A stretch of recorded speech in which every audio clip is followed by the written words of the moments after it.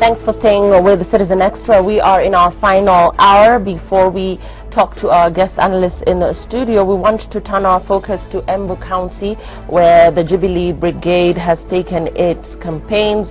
President Uhuru Kenyatta turning his focus to Embu, which is a county perceived as a Jubilee stronghold. Jackie Maribe is on that campaign trail. Jackie, what do you have from Embu? Right, Lillian, we are, as you're saying, live in Embu County, currently waiting for the arrival of the Jubilee Brigade led by President Uhuru Kenyatta and his deputy William Ruto. They will be touring this county in an effort to rally the troops behind their re-election bid. As you're saying, it's a perceived Jubilee stronghold, and we have been seeing in recent days they have really been taking to areas where they believe that's where their support base is, just trying to galvanize their numbers towards getting enough support for their re-election. President Uhuru Kenyatta and his deputy William Ruto will be arriving at the first stop that is known as Karaba. He will be then leading his troops to Kiritiri, then Chicago, Ishara, Manyata, and finally Embu town. But Lillian, again, as we have been saying every day, there is a question of rallying, support for the presidential vote that is up there. But we have been seeing a lot of divided opinion when it comes to local politics, and this is something that we are now seeing every day because you have different candidates who are some in Jubilee, their ticket holders under that party, and some belong to other parties affiliated to the Jubilee party. Now, when it comes down to the local politics and comes down to the nitty-gritty of it, those local leaders asking the president and his deputy William Ruto to allow the people to decide. Now, if I can just take you back to the events of yesterday, Lillian, in Kirinyaga County, President Uhuru Kenyatta was in a very calculated move trying to play it safe, not exactly endorsing any particular candidate. This is something that we're waiting to see whether it will play out again today. The deputy president has been consistent in his message to the electorate, asking them to vote for Jubilee candidates, regardless of whether or not there are other candidates present at this particular whistle stops or rallies that are supporting their re-election. The deputy president's message has been consistent, asking their supporters to vote in Jubilee. Something else, Lillian, that we will be waiting to see now that the manifestos are out from NASA and from Jubilee. The Jubilee honchos were really yesterday in a calculated effort to tear into their opponent's manifesto that was launched just a day after, and this is the kind of conversation we are expecting here as well, away from the local politics. Up on the national agenda, they are accusing their political competitors of lacking in any agenda for Kenyans, and of course, again, there we saw yesterday the deputy president accusing them of engaging in a campaign that has been funded by corrupt cartels that are known. Now, this is a message again that we will be looking out for today, as well as them tearing into the agenda or the manifesto launched by their political competitors. Lillian. Many thanks for that, Jackie Maribe. On the Jubilee campaign trail, we are expecting the Jubilee Brigade to make its way to Embu County any time from now. Jackie is staying with that story and will give us more details in subsequent bulletins. Thanks for that, Jackie. With me in studio this morning, our guest analyst Mark Bichache, who is a political analyst. Also joining us this morning is Johnson Githaka, political analyst. We're also joined by Stephen Mugaka, constitutional lawyer, and also this hour with us is Joyam Dibo, who is a political analyst. We want to start with Mombasa County. We're just listening in to a presser there by Senator Hassan Omar, who is the Wiper Mombasa gubernatorial candidate. He claims the county government has denied he and other Mombasa gubernatorial candidates permits to erect campaign billboards, and we now see the stage being set for a confrontation between Mombasa governor candidates and county government officers over this same matter, that is billboards in the county. The candidates claim Governor Hassan Joho has put up many billboards there in the county in strategic places while denying them a chance to do the same. Mark, I'll start with you. Do you think that these claims are legitimate? The fact that Joho is restricting his competitors from putting up their billboards, these advertising sites, as we are all well aware, are allocated to private companies. That's why I'm actually smiling, because I find the whole matter hilarious. Number one, the good senator needs to be told that the public really does not care how many billboards you have. It is not a campaign issue as far as they are concerned. The second thing is, if he has a communications expert and a strategist, the question is, what are you doing with those 1 or 2 billboards that you have? The issue is not how many billboards you have. The issue is how effective are the billboards that you do have. So it's a question really of strategy. And if I were him, what I would do with my 2 or 3 or 10 billboards, whatever it is that I have, is to use them strategically to hit so hard that those billboards go viral. The issue is, billboards don't communicate just because they have a face on it. They communicate because you have an interesting and captivating message behind it. So we need to separate 2 issues. Number one, I think that the senator is a bit confused because, as you said, these billboards are controlled by private equity and private companies. So that's one. 2, I don't think the county government has really the control or even the manpower to put up the billboards. But even if it did, the political context, the context that he is in, behooves him to be clever enough to know, if I don't have billboards, what am I going to do to capture my audience? So what he should really do is, instead of complaining in public, and that's what that makes him look like, frankly, it makes him look like a political wimp. What he needs to be able to do is find out, if I have flyers, how effective are my flyers? How energetic, how captivating is my message? That is what he should be focusing on, instead of crying over spoiled milk. And Johnson, would you say these are the last kicks of a dying horse? The fact that, it's not only Hassan Omar, there are other gubernatorial candidates that have said the same, that have accused the county government of interfering with the putting up of their billboards. Number one, do you think the county government is in control of where these billboards are set up, apart from, of course, them collecting levies from the private companies that put up these billboards? Do you think the county government has interfered? And if not, are these billboards actually effective in translating to votes? Thank you, Lillian. Yes, county governments have a mandate to determine where the billboards are going to be put, and you expect invariably the governors and the other people in charge of the county infrastructure to actually deny their opponents the opportunity to put their banners in strategic places. So I don't think there is basically a lot of surprise for that. What surprises me, frankly, is a good senator who is a good lawyer. It's taken a lot of time to complain. That was a long lecture, complaining. Lillian, you asked me about the effectiveness, and I think that is a big question. And my good friend has alluded to that. You see, ask yourself, so who normally sees those particular billboards? Nobody. Frankly, it's a way of gratifying yourself. That you have very many billboards, in strategic places as a candidate, and you believe the voters are seeing that and they are making a determination to vote for you. Far from the truth. Anybody who has observed elections, both in this country over the last couple of years, knows that the process of converting somebody to vote for you is a very scientific process, and you can track it, Lillian. So whether or not you have billboards all over the town really is a different ballgame. Because remember, you ask yourself, so who sees billboards? Does the average voter, for instance, use the highway from the airport to Mombasa CBD on a daily basis to see the governor? It's good for us to be scientific, and the good senator is a well-grounded man in these matters. You should be able to ask yourself, so who sees these particular billboards? To me, whether or not you have billboards or not, in whichever part of the country you are, the question is, who are your voters? How have you been able to engage with them? What are you telling them? Have you been able to assess whether essentially they are being attracted to your message? And I think That's right, and I think we won't spend too much time on this topic, but just, you know, a quick word from Stephen and Joy. Whether billboards win political campaigns, we know that the little-known Nakuru Senator Susan Kihika was introduced to the public because of that very prominent billboard on the Nakuru-Naivasha highway. And here we're seeing Senator Hassan Omar actually being very uncomfortable with the fact that they're not getting a level playing field in Mombasa County. They're accusing the county government. Stephen, what are your thoughts? No, Lillian, I think, contrary to what my colleagues are saying here, it is very important that we have a level playing ground for all candidates.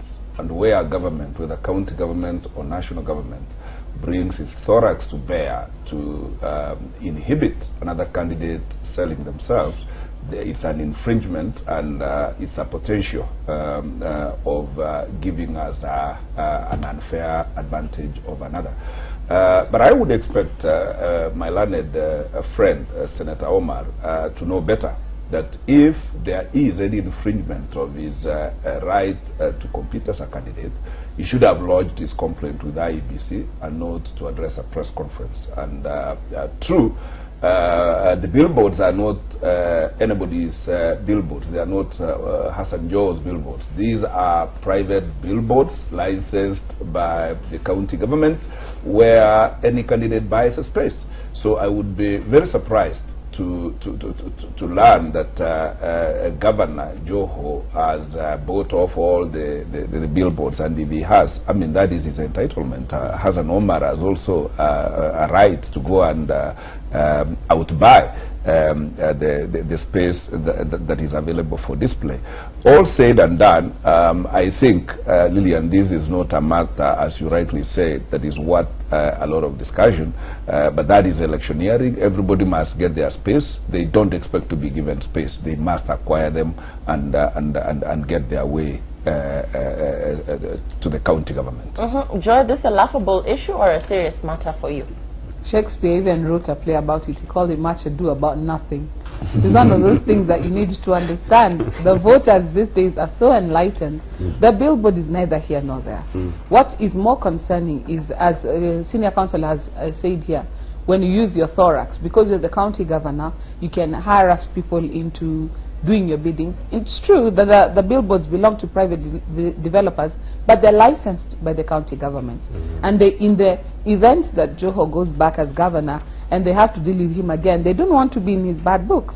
So if he buys out all the space, which by the way I don't see as a very far-fetched idea, he could decide, by the way, I'm buying off all the group, anyway, all the good ones anyway. So he leaves the ones that are behind Gulshan, but all the ones that can be seen, he buys all of them. Then you can see it as a strategy. And in my opinion, it's a political strategy. It's a contest.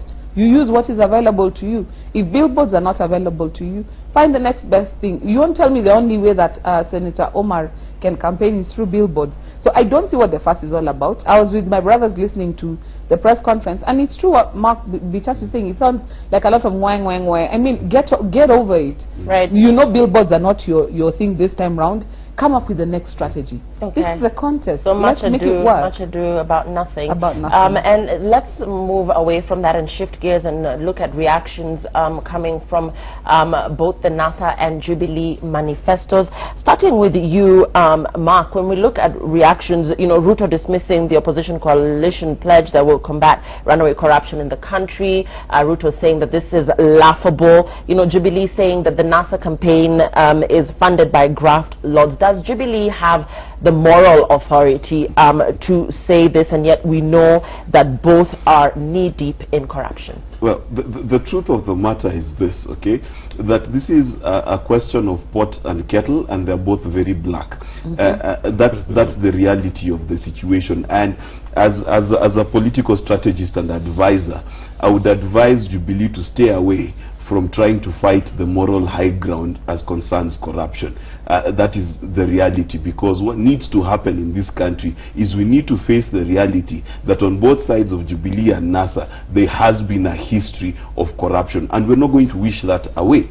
What actually should be focused on is, instead of saying the other guys can't, please tell us what you can do as regards corruption. Because for me, the whole manifesto agenda, I think I'm slightly underwhelmed by both, because what they've promised me by and large, is what any sitting government should do. You understand? Every government should build roads, every government should give access to schools, every government should give access to healthcare. So the reality of the matter, as far as this country is concerned, and if they want to bring corruption as an issue, let's start here. Within your rank and file of your party, what are you doing to fight corruption? So forget about the other guys. You yourself, within your party, who is funding you?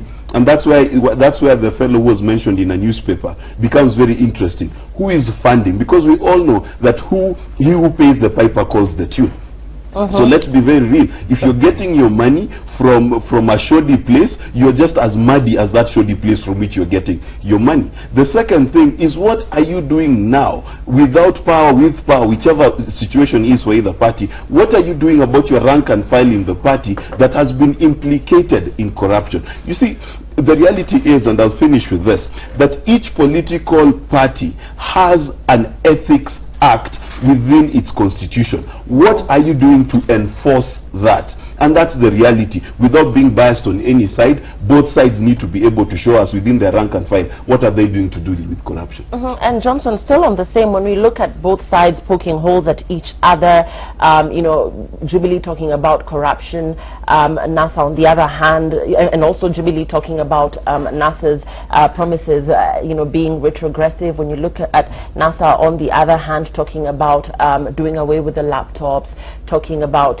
you know, a lot of issues surrounding Jubilee's scorecard, and you know, just scoffing pretty much at their achievements. You know, do you see this translating in any way to the votes come August? Do you see either of these documents really swaying votes in as far as how people will vote come August? I think we want to grant this to political formation the grace and say they need an effort to come out with manifestos. And manifestos do matter, and what they do essentially this late is that they basically concretize their promises, and they provide the political platform, the campaign platform going forward. But it's interesting because these manifestos were actually launched, you know, about a month or so after the two political formations had been out there selling their agenda and so on and so forth. So you can see purely in terms of putting the manifesto into context, we don't know whether these manifestos going forward now, they are supposed to inform the political campaign. The difference, Lillian, is nailed from where I sit. If you look at the main areas where they want us to believe that they are different, look at the infrastructure, for instance. Both political formations are committed to basically roads, railway, and other forms of infrastructure. The difference is the emphasis, right? For one political formation, they will say they will continue. For the others, they will say we'll do it in a different way. That does not essentially differentiate the two. If you look at education, again, both of them are saying the same thing. One wants to be able to have free secular education with effect from next year. The other one, you know, as soon as September. The main difference, Lillian, is essentially in terms of what kind of economic model the two political formations want to follow. If you look at the Jubilee, what they are saying is they want basically to enhance the productive capacity of the country, all right?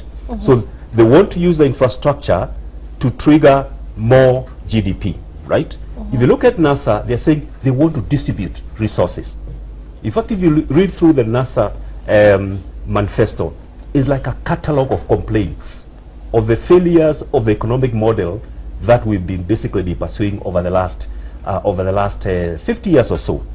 Whether or not these models are going to sway, these particular manifestos are going to sway the voter, I doubt. As we talk today, the votes are locked. And I know there's a phenomena of the so-called undecided. In political science, there is no vote that is undecided. What you find are voters camouflaging their true support because they feel that it may not be politically correct to disclose that. So anybody thinks that they are a block of voters waiting to be convinced by manifestos, I think they are not reading the political scene correctly. I think the votes are locked.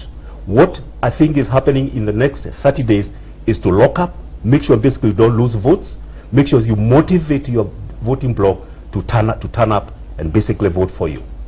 And you know, one of our analysts here earlier, Stephen Jarvis Bigambo, said that these manifestos have not hit the point home. They've not reached, rather they've not been well understood or clearly understood by the electorate, essentially.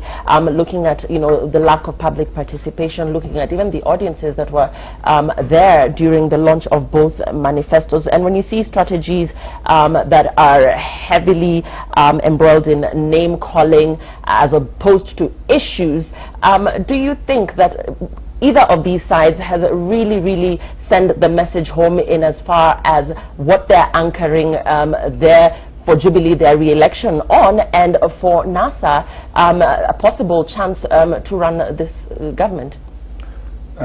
Thank you. I can't agree more with my other colleagues, although I'm an active member of one of the formations. That these manifestos are really a procedural thing, just to quench the thirst of the electorate, some of whom are asking for manifestos. Because for a government like Jubilee, which is asking for continuity, there was no need of a manifesto, because they presented theirs, and all they needed to do is an audit and tell the electorate, this is what we've done, this is what we fell short, and these are the reasons. Give us another chance to go at it.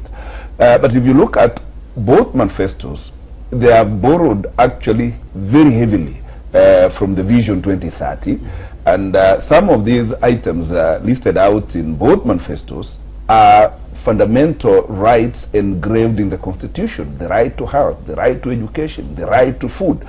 So really there is nothing new that is being brought by either side. And what we expected is that each of these coalitions should have been telling people how they are going to do what is already cast on stone better than the other. But Stephen, in defense of Jubilee, they did title their manifesto as continuing Kenya's transformation. So essentially what they're saying is that they need another 5 years to continue, or 4.5 years to continue what it is that they have started, or to complete what it is they've started. Exactly. What they are looking for is continuity, and that is why I'm saying, Lillian, that really their manifesto, which they laid in 2013, if it has been successful, what they are looking then for is continuity, and therefore relaunch, or whatever you want to call it, of another manifesto really, to me, did not make sense. But be it as it may, they have laid on the table what they think they want to continue to do, and their competitors have at the same hour, because curiously all these things were done at night, almost at the same time, almost in the same style, borrowed from the same Vision 2030, and therefore really there is nothing inspiring. The only positive contribution is that the unveiling of this manifesto will for a few days lock the mouths of the politicians to discussing the manifesto rather than name calling and mudslinging, which has been exhibited before. And what was extremely wrong with these manifestos is that this is where this political formation should have started. This should have been the foundation upon which they should have started attracting candidates. But coming 30 or so days to election, really, to me, it is not value adding. It is merely to satisfy the thirst of the electorate, and we look forward to a few weeks of faulting one another on the manifestos, which perhaps will give Kenyans a break from name calling and mudslinging, and we'll move on. And Joy, you know, from opinion polls, majority of opinion polls that we've shown even here on Citizen TV show that at least 70% of Kenyans feel that the country is headed in the wrong direction. We're looking at issues such as the price of unga, the steep inflation. Many more of our youth are jobless. We're looking at dispossession. Many communities are experiencing. Every sector is retrenching, from telecoms to banking to insurance. So when you look at these manifestos, whether or not they are in touch with the needs of ordinary Kenyans, I think that's an important question. And then, you know, more importantly, who drafts these documents based on the fact that, for instance, Jubilee has been seen to lean on the economic side of things, while NASA, on the other hand, is more reactionary, looking at the Jubilee scorecard, you know, looking at where they've gone wrong, and also, you know, implementing or introducing, you know, a couple for more promises, but do you feel that any of these documents are really addressing the needs of ordinary Kenyans? You know, one of the things that I worry about when you talk about the country going in the right direction, it's all a matter of perspective. Who are you talking to? And why would they have the answers for that? So if I'm a mother struggling to raise my children, I cannot put food on the table, I can't seem to catch a break, my business is not doing well, then I'll tell you the country is headed in the wrong direction. But when you talk to, for example, foreign investors who are coming to bring their money to Kenya, who are seeing Africa as the next frontier, and are seeing opportunities here that Kenyans don't seem to be able to see, then they think that Kenya is headed in the right direction. When you look at the G20, inviting our president to come and sit with them, when you see the invitation, the G7, they seem to think we are going in the general right trajectory. So it's one of those things of perspective. Now, why is this important in regards to our manifestos? I look at manifestos as a lawyer. I look at a manifesto like what we do with insurance policy forms, where they ask you to fill, do you have tuberculosis, asthma, blood pressure? You know, you feel no to all the things that your policy is approved. But at the end of the day, if something happens and they realize, oh, you knew you had diabetes and you said there that you did not have, then it becomes a problem. And that's what manifestos are supposed to be. We are supposed to use manifestos to look at the track record of, for example, I agree with Stephen, of the Jubilee administration, to tell them, in 2013 you said this, we gave you a chance. Let us look at what you've done according to what you said you're going to do. And where have you failed? And why do you think that you need to give us a new manifesto when what you had given us earlier, you had 1 or 2, 3 shortcomings? Same thing with NASA. The questions I've been asking some of my colleagues who work with NASA politicians. Ask them, look, when you say you're going to give counties over 40% of the resources, you're going to have free secondary education, you're going to reduce pay, how are you going to fund all these things? How are you going to generate the money to run the country? Now, who drafts these things? That's another thing. This country are trying to get into public participation in all these matters. But this is a critical document that is going to advise how the next government is run. And yet, you find that there are such closely guarded secrets. They are drafted by a select few in a controlled environment to bring forward a controlled message. At the end of the day, are they in touch with what the common Wananchi wants? So in light of your question, when I look at manifestos, in my opinion, are they in touch with what the common Kenyan wants? Somebody argued and said, look, somebody may have promised us 5 stadium, but if you ask me, if you give me 5 stadia, what am I going to do with them? I'd rather they would have said we would have built a social hall in every sub-county, for example. A social hall will serve me better than a whole big stadium. You know, some of these things, if you talk to the common Wananchi, you might be able to get a new perspective. But what are manifestos for, in my opinion, in our Kenyan dispensation? They're simply to energize the party, to keep the activity going, to keep people engaged. That's why they're being launched this late in the day. In other developed democracies, manifestos are something that talk about ideology. It's not about the roads or the... Now you're talking about ideas. What sort of ideas are we fronting? Are we a welfare state, a socialist state? What sort of state are we trying to bring for our people? So in Kenya, where we are politically, we're not yet mature enough for manifesto to be a useful tool, for manifesto to even influence the electorate. All it is right now, it's another event that energizes the party members and keeps them engaged. That's why it comes 40 days to the election, when you can still have the energy to run the last mile before the election. And, you know, and I'll just get in summary all your individual thoughts on these 2 documents. Joy, of the opinion that they're drafted by a select few and therefore really don't the message doesn't essentially reach you know, the ordinary Kenyan. I think Stephen Mogaka also talking about these documents borrowing very heavily from Vision 2030 and other blueprints, particularly political party campaign manifestos that we've heard you know, of previously. Mark, just, you know, in summary, you know, just a review of these documents and, you know, a rating for you of both. Which one you think holds more weight? The reality of the matter, as my friends and colleagues have said, these documents are basically statements of what a government should do anyway. I think the expectation of the Kenyan has been so downgraded that when you're given what you deserve, you feel like you've been given a promotion. The reality of the matter is Kenyans deserve everything that is written in that manifesto, and whichever side should be able to deliver on that. Now, having said that, my leaning is more towards the Jubilee manifesto, and I'll tell you why. Simply because Jubilee is trying to be realistic. When I look at the things that they are promising, they are within reasonable reach and within the term that they are talking about. It's possible. Other than the issue of stadia, which I agree with Joy in the sense that I don't think stadia are that important. If you go to South Africa or China, you'll find out that many of the stadiums they used for the Olympics and the World Cup are sitting idle. So I think that needs to be relooked at. On the NASA side, the thing that I fault them on is it is very utopian. And the problem of trying to build a utopia in your manifesto is you end up having a dystopia in practice. That's my only worry with the NASA manifesto, that it's very utopian. It's a lot of things that they're promising too fast and too quickly, and they'll end up disappointing people, because I do not think they'll be able to implement those things in the speed that they're doing.